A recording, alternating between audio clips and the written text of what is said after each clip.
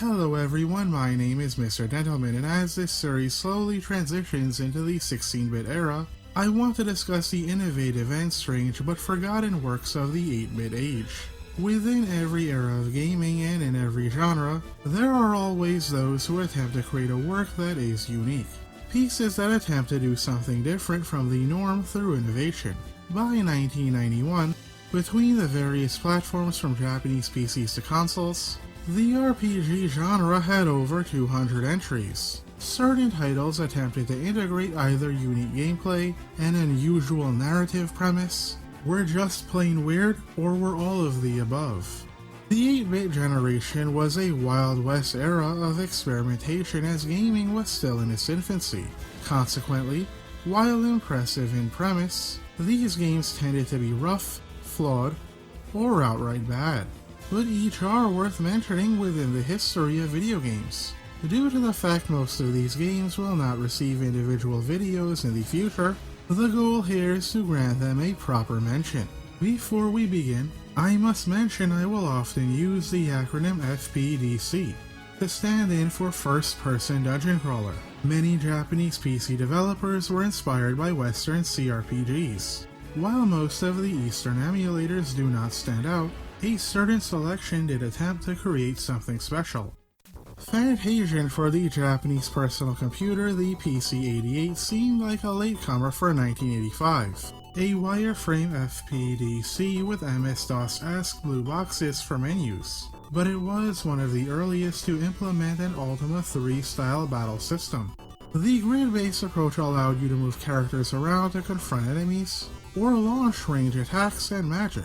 Advanced Fantasian in 1988 would add more colorful dungeons and detailed arenas. It is fascinating how experimental concepts that over time became increasingly mainstream were used as far back as the mid-80s.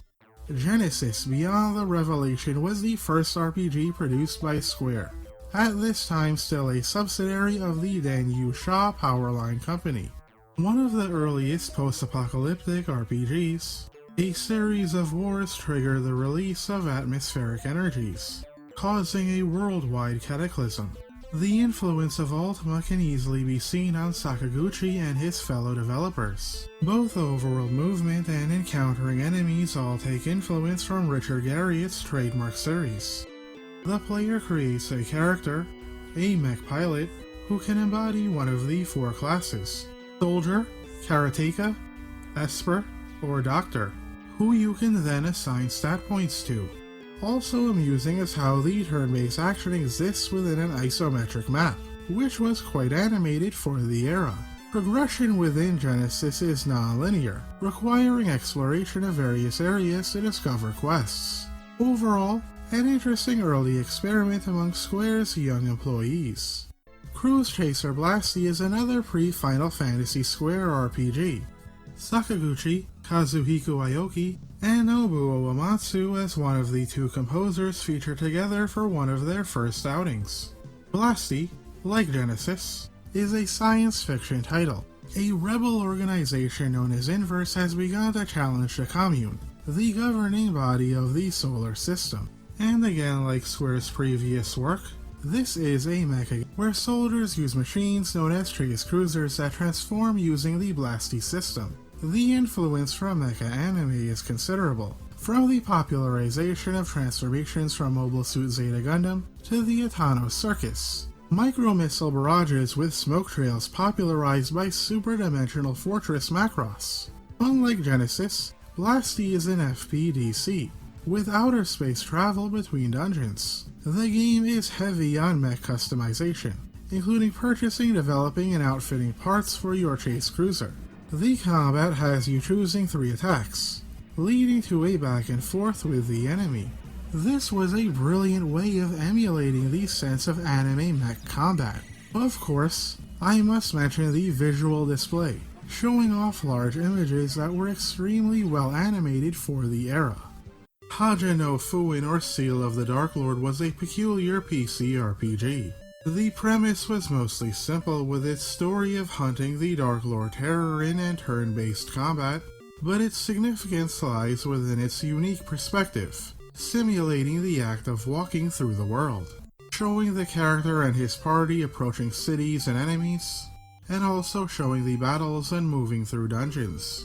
A minimap, meanwhile, served to show you where the world you were walking. The visual assets for the environments were limited for 1986, of course. What particularly stand out is the Sega Master System version, localized as the Miracle Warriors, Seal of the Dark Lord. The window added the immersive sense of moving through the world, doubly so since the encounter screen now exists within the same perspective, adding a sense of continuity. Combat even features environments matching up with the terrain, though the walking simulation is still limited in this regard. For its time, it's quite impressive. A number of titles to be mentioned will have been previously detailed in the early Action RPGs video. With these, I will be short. WibArm utilizes a transforming mech with 3 forms. Outdoor sections occur in a 2D side-scroller. Indoors impressively feature 3D polygonal level design, quite something for 1986. The role-playing is covered by a leveling system to increase your power, and in-depth mecha customization. Argo, a first-person RPG, interestingly allows you to traverse an overworld as opposed to being limited to a dungeon. Most combat is typical of PC RPGs. Occasionally, however, large-scale opponents will rise over the horizon. In a style reminiscent to Sega Space Harrier, you must run towards the enemy while dodging projectiles to land a blow. Argo's spot on this list is for its experimental attempt to add an additional engaging element to turn-based combat. Esper Dream by Konami is a ARPG that exists in a strange world that crosses a fairy tale atmosphere with modern elements. Opponents are represented by footprints. These take us to an enclosed area where we fight with guns, bombs, and ESP with quite a bit of variety for all of the above. It would be followed up by Esper Dream 2 years later. The sequel refined many of the aspects of the initial game. Perhaps most unusually, it was one of the earliest games to allow another party member to follow and fight alongside you. Hoshiyomi Rojito, or People Who Watch the Stars, contains so many unique concepts, unfortunately packed into a kusage, an Asian term for legendary crappy game. We are brought into a futuristic cyberpunk-esque world, and will eventually even venture into outer space. All of humanity now wields extrasensory perception. Combat has a unique interface and features abilities based on said ESP. Especially intriguing is how the characters begin as children, but as they gain levels they will grow into adults. The sheer amount of issues are staggering, however. The game is slow, clunky, has poor use of color, is brutally difficult due to the dangerous enemies, can be directionless, confusing, cryptic, to the point of not even displaying the first town on the map. Tiles will suddenly send you back to the start of the game. Key items are practically invisible. At certain points, more expensive weapons will actually be weaker. There are menus that force you to commit that you can't back out of. And on top of that, a host upon host of awful programming. We'd be here forever if we decided to get into the nitty-gritty details.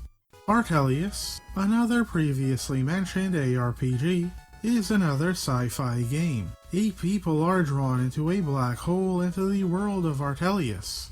Dr. Rado has built a cyborg to challenge the Tyrant King Sarbalor. You travel through space. Random encounters are replaced by enemies represented by flashing light spheres. But perhaps the most standout idea is how the game gives us one of the first examples of first-person action combat. Zoids, Shuo Tairuko no Tatakai, or Battle of Central Continent, as mentioned in the ARPG episode, has you playing as a living Zoid machine within a Zoid world. This was perhaps the first among console games to allow you to see encounters on the map. But perhaps the most standout feature was how combat led to a first-person shooter section, where you had to dodge fire from and fire upon enemy Zoids. Zoids 2, Zenibus no Gyakushu, or Counterattack of Zenibus, attempted to refine the execution of the mechanics. Wolf Team, later developers of the Tales of games, first created the Arcus series. While the original Arcus was a standard FPDC, Arcus II Silent Symphony adopted the Dragon Quest style, with top-down exploration and first-person combat. Its presence here is to mention how it is among the earliest games to remove random encounters in favor of seeing enemies on the map. It also allows us to see what Wolf Team was doing in its early years. To quickly mention it, Arcus III decided to return to the series' roots. Arcis Software, who we saw developed WibArm, also created Star Cruiser, another mentioned in my ARPG video. This was a first-person shooter RPG. It completely used 3D polygonal graphics for its exploration of outer space and other planets. Explorations include 4 solar systems and over 30 planets. Dragon Ball found its earliest RPG representation within Toei's Gokuden series. Dragon Ball Daimyo Fukatsu was based on the Piccolo arc. The gameplay is a cross between turn-based combat, board games, card games, and adventure game mechanics, all coming together for quite the unique cocktail. Cards decide both movement as well as supremacy in battle. Meanwhile, combat utilized manga-inspired panels where Goku and the enemy's moves played out. The story is executed in adventure game moments, the earliest forms of visual novels. Daimyo Fukatsu, however, is quite unbalanced in a number of ways, as you're always too powerful or too weak compared to the enemies. Dragon Ball 3 Gokuden fixes many issues with its predecessor while fleshing out certain ideas. The story also covers the entirety of Dragon Ball. Dragon Ball Z Kyoshu Seiin was the first Dragon Ball Z game and RPG. The board game elements are replaced with a grid-based map. Combat utilizes full screen, elaborate animations, and now incorporates multiple party members. Do note that Kyoshu Seiin is super grindy, and the animations can be quite time-consuming. Dragon Ball Z Gekishin Frieza features the Frieza Saga. Scenarios now have quite a bit more variety, and certain mechanics have been tweaked, though it can still be quite grindy. Dragon Ball Z Killer Androids attempts to fix earlier issues but creates new ones in the process. Board game elements are integrated into each card, allowing for more constant variety. The attempts to speed up the combat with automated segments, triggered if an enemy has a lower level than you, can lead to party members not healing and dying without your control. No game in the series covered the rest of the Cell or Majin Buu saga. The final NES entry was the plan to eradicate the Saiyans, which actually inspired an anime adaptation. The first 2 Dragon Ball Z games were later remade as Dragon Ball Z Super Saiyan Densetsu, one of the top-selling Super Famicom games of all time. Kaiju Monogatari or Shell Beast Story was developed by Birthday and published by Namco. The shell monsters maintained the peace of the world, but the villainous Fat Badger, everyone's favorite Dark Lord of course, has returned. The legendary hero wearing the Shell of Fire must unite with the chosen shell monsters to face the evil.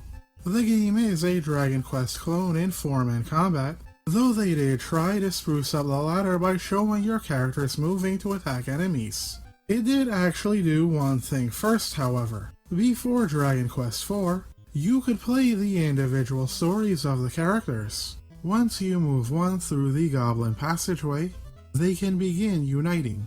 Until then, the pass command allows you to switch characters at any time.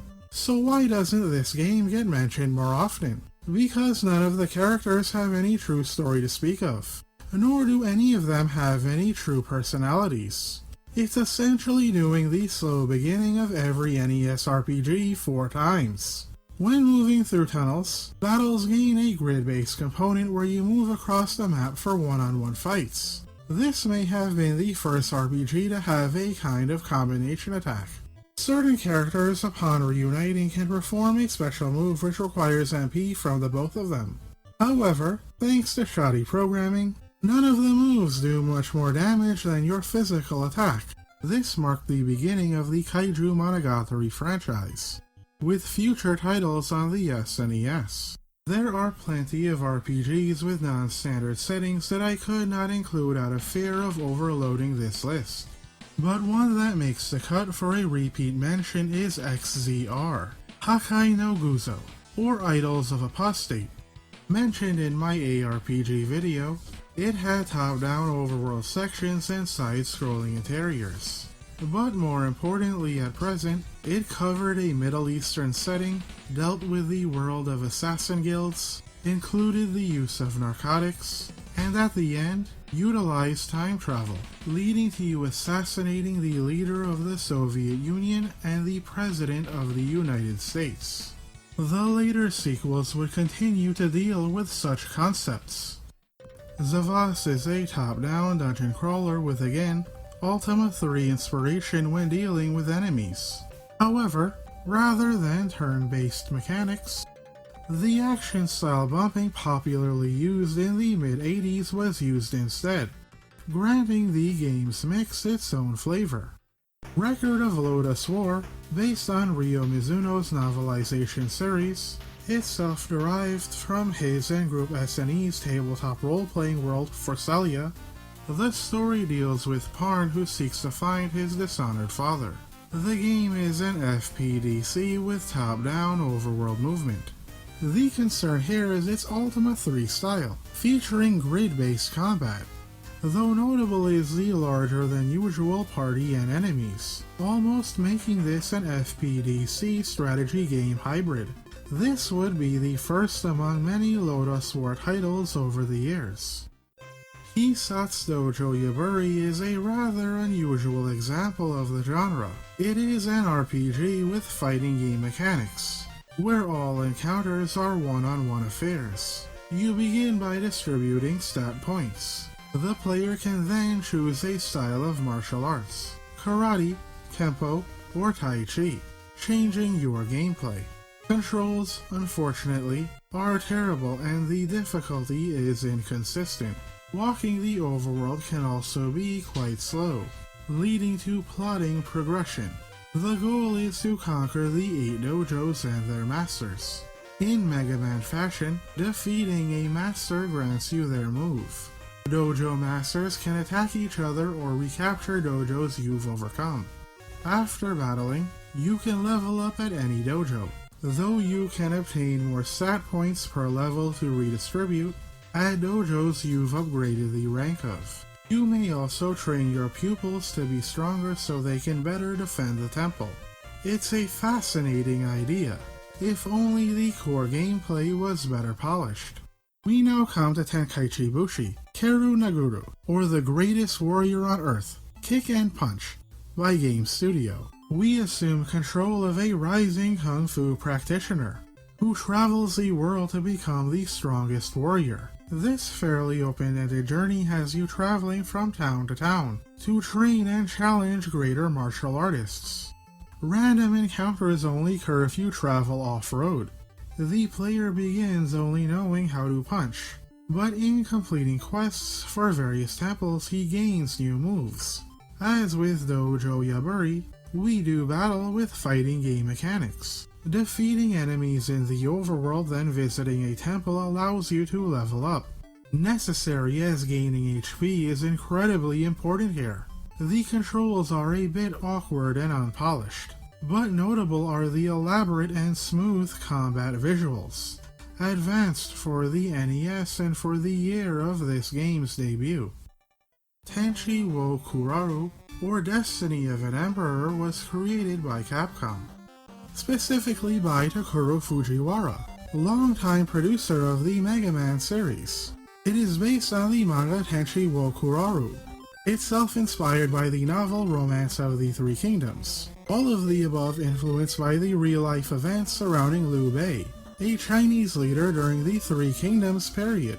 The game has a branching storyline, though it doesn't truly affect the main narrative in a major way. Intriguing was how the game contextualized encounters. Most would include a general among the enemies.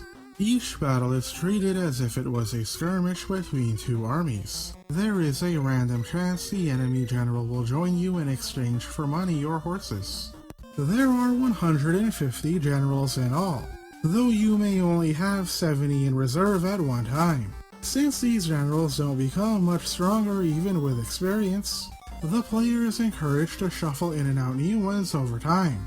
The active party can have 7 members, 5 in battle, 1 in reserve, and 1 serving as tactician who grants a unique buff to the entire party.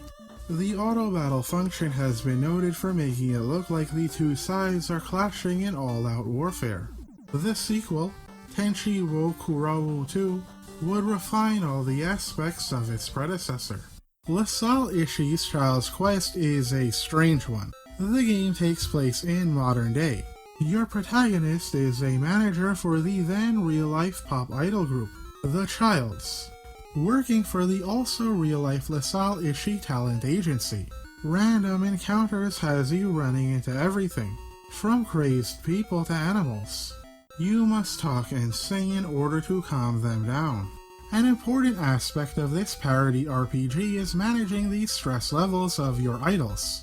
If it rises above a certain threshold, it will cause a game over. You must put on concerts at various points while also making good decisions to prevent the dissatisfaction of your idol group. The gameplay is far from perfect in its execution, but you certainly can't say that it doesn't have its own distinctive style. The prototype second part of a completed game, Madao Monogatari, Episode 2 Carbuncle, and its completed release, Madao Monogatari 1, 2, 3 are FPDCs. This marks Compile's earliest foray into RPGs. The games surround the cherry though somewhat tomboyish and snarky Arl Nadja, often accompanied by her friend Carbuncle. Arl begins in Part 1 as a 6-year-old girl, but is 16 in Part 2 and 3. What is unique here are the full animations and large-scale images, rather than numeric stats indicating HP, MP, and status. Everything is represented by facial and sprite expressions. There are also no physical attacks. Rather, all moves use one of the 4 magical elements: fire, ice storm, thunder, and her signature type, Beiouan. The Madao Monogatari series would serve as Compile's long-running franchise, with entries across Nintendo and Sega consoles. Certain titles would maintain the unique aspects, while others would stray away from them. The series' characters were later used in the Puyo Puyo puzzle series. Last Armageddon was produced by Yutaka, and developed by Advanced Communications Company or Brain Gray Mind, depending on which version you are playing. This RPG was created as an antithesis to Dragon Quest. As opposed to Enix's fairy tale-esque narratives, Last Armageddon was meant to portray a more grim and cruel world. A mysterious force has caused the death of all organisms on Earth, allowing mutants and monsters to reclaim the planet. But a wave of energy turned the world into a wasteland, while also unleashing a horde of robots who now wage World War IV. The game was meant to convey themes dealing with robot domination, war, creating the perfect race like how Adolf Hitler tried to, and the end of humanity. The game includes a day and night cycle in which you have one daytime theme and one nighttime theme. There is no way of recovering HP except when it is time for a team to rest.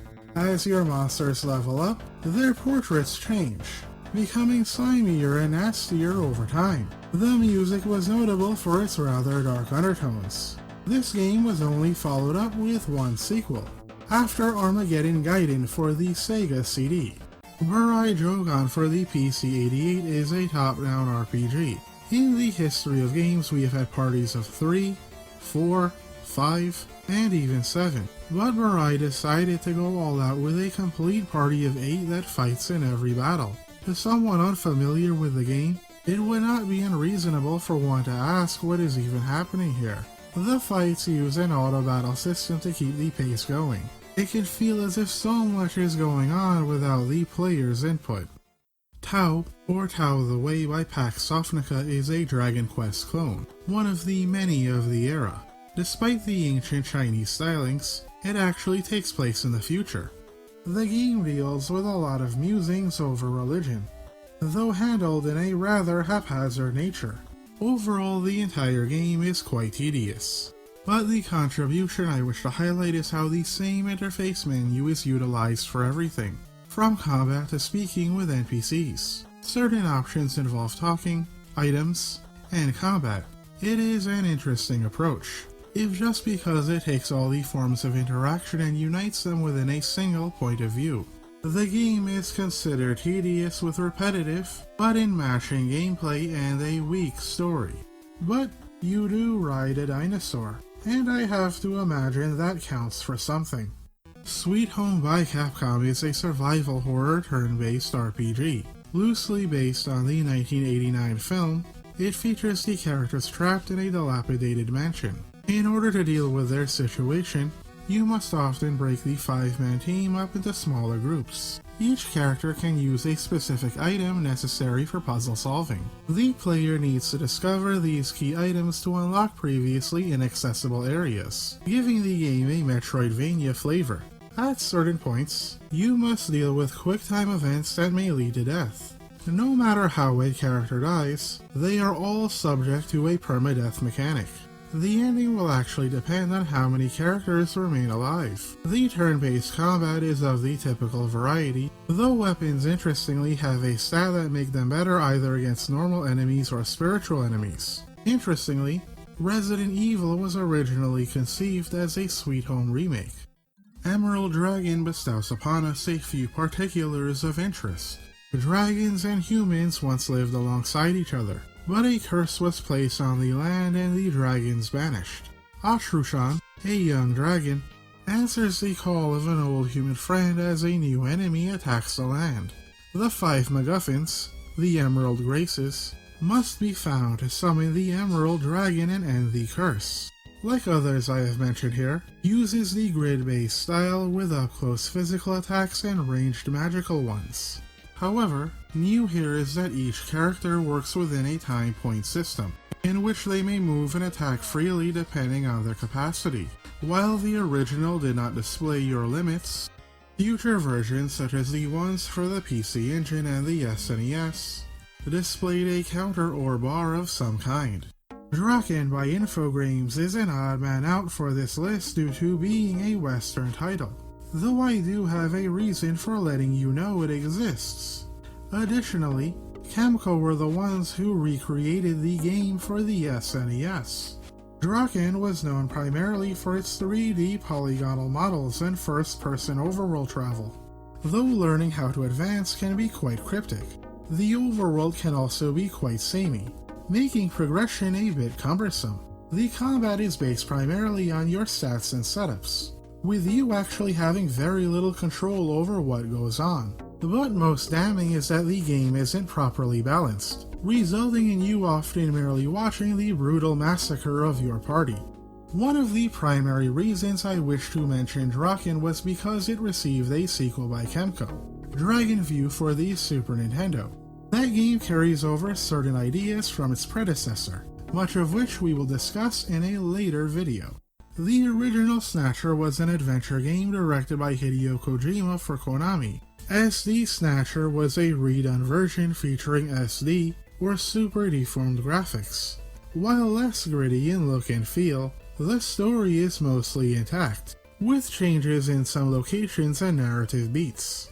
What is so different among RPGs are the Blade Runner-inspired cyberpunk setting with a noir, detective styling for the narrative, characters, and atmosphere. Androids known as Snatchers have been killing humans and donning their skin.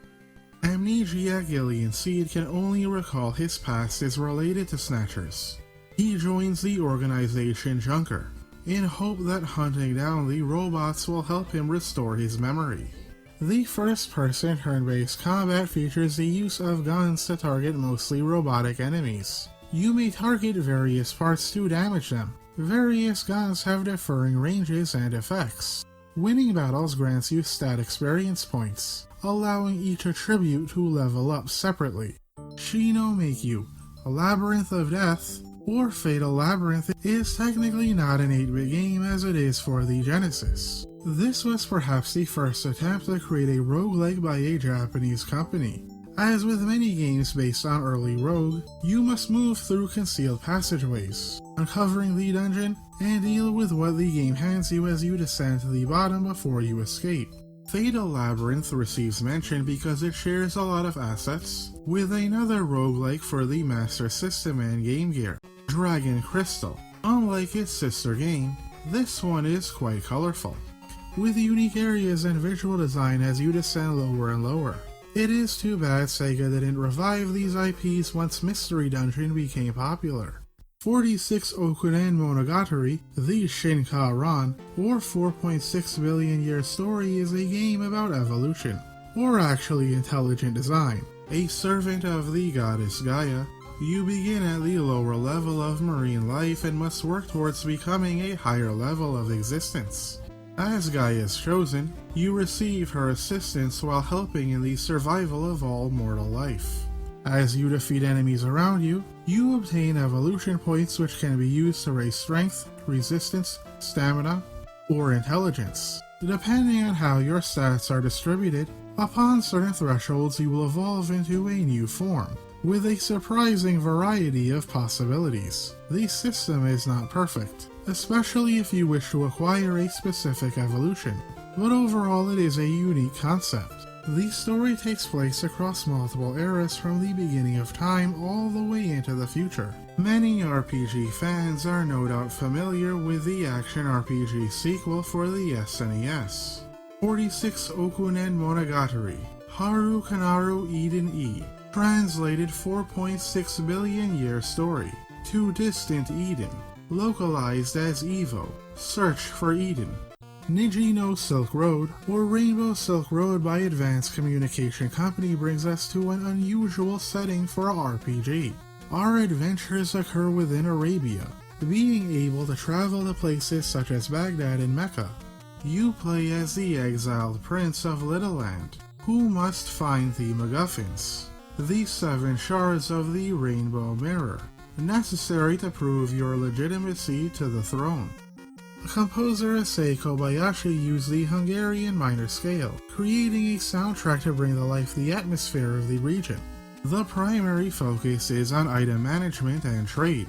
One will need to purchase and sell spices, fabrics, precious jewels, among other items to remain profitable. Animals such as horses and camels are necessary to increase item space. Fellow party members for combat will need to be hired. While combat is Dragon Quest-esque, enemies do not drop money or experience. You obtain license points which helps you sell more goods in more places. Also vital is your water supply, as if it runs out while you are in the desert, you will die. Lagrange Point by Konami is in some respects a Dragon Quest clone, but it does have a lot of details to consider. The narrative is noteworthy for its somewhat involved sci-fi conspiracy. The colonies at the Lagrange points have been assaulted by mutants. Jin, a soldier, must salvage the situation at these crumbling outposts. Konami put to work their VRC7 memory chip for some truly detailed visuals. Certain bosses can even move during their attacks. The onboard FM synthesis chip allowed for an incredibly high-quality soundtrack. Combat includes scrolling lights, as if moving through a dark tunnel for dramatic effect. Party members include humans, cyborgs, and robots. Each have unique skills only their race can learn. Each also have weaknesses. For example, robots can rust. However, they are immune to emotional status ailments. Characters have special decisive moves which cost HP. Very ambitious was the weapon customization system, where you could fuse weapons to create better ones. Weapons all have different energy types, which are visually expressed differently in combat. Overall, Lagrange Point is a fascinating experiment. Metal Max by Createch and Data East takes place in a post-apocalyptic world.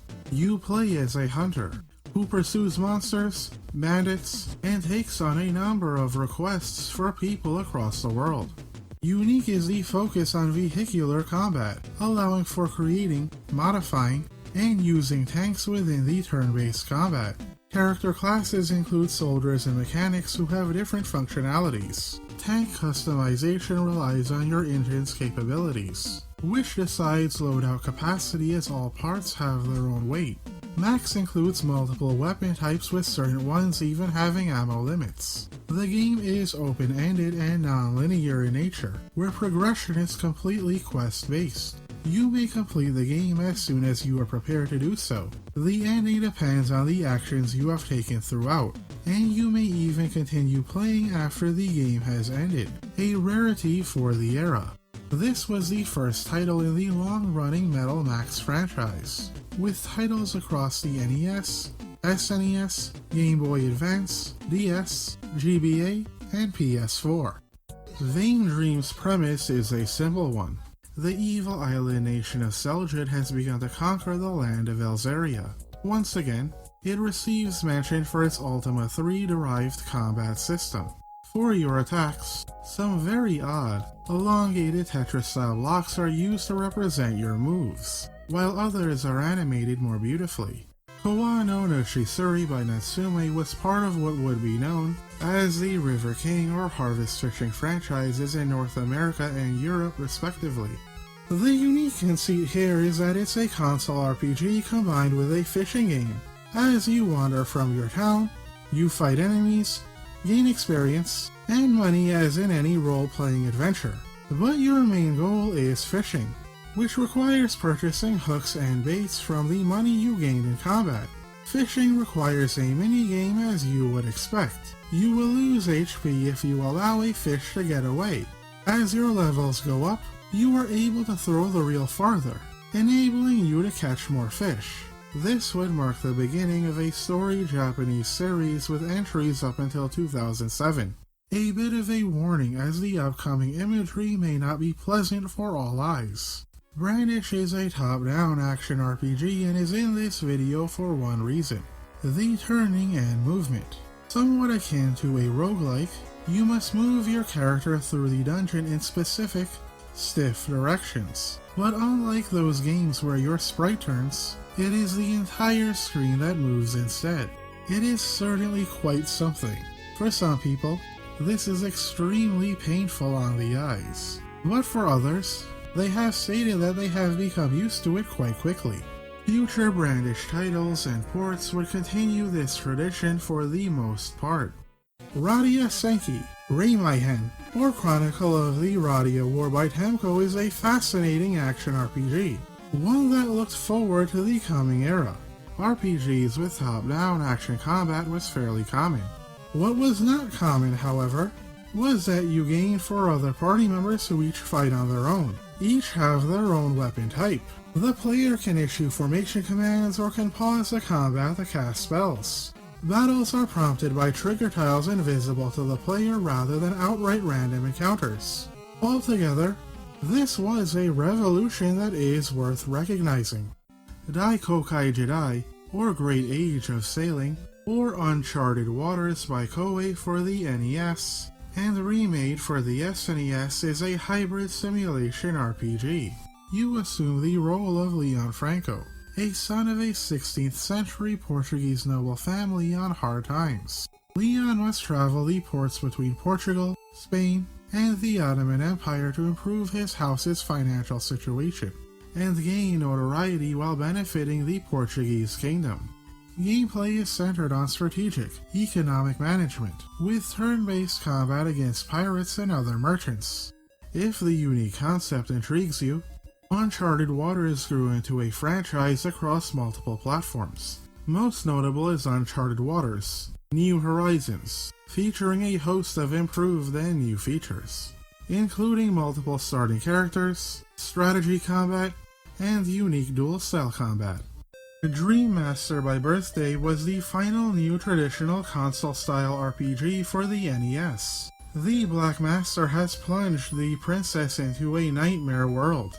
You play as the pupil of the Dream Sage, The dream dungeons are covered in a haze the player must demystify. Accidentally running into a wall will cost an energy point. Enemies and traps are signaled by sound effects and momentary visuals. There are also a limited number of monsters per dungeon. Solving puzzles also plays into the overall design as well. Battles are one-on-one affairs. The corridor visuals give a visceral sense of fighting within dungeon hallways. The player may choose between weaker, but defense-sustaining constrained attacks, and more powerful, but less accurate charge attacks. The player may also attack enemy body parts which may contain a specific weakness when attacked. There are also a few interesting attack items, such as lamps which summon a genie to help you fight, or a dragon stone which transforms you into a dragon. Enemies, when using magic, trigger an event where you have a chance to dodge it. It is fascinating that the final turn-based RPG for the NES paralleled the original Dragon Quest in so many ways. And with that, we come to the end of this section of early RPG history. One of the joys of all the research into this era are the surprises. Some of it is enlightening, some of it confirms my hypotheses of what the time was like, and some of it defies my expectations as to what the timeline truly looked like. I do hope this has added to your perception of the era as well. For those who like to attempt these games, ones such as Metal Max, Fatal Labyrinth, Uncharted Waters, 46 Okunen Monogatari, Kowa no Nushisuri, Lagrange Point, and Radius Senki, or any of their sequels if they have them, may be worth your time. In the end, I hope I have been a good guide through the intricacies of an era that's rather difficult to penetrate. Please like, comment, subscribe, and share for the algorithm lords. If you wish to support the channel for as low as $1 a month, you may do so on my Patreon. Thank you for watching, and God bless you all.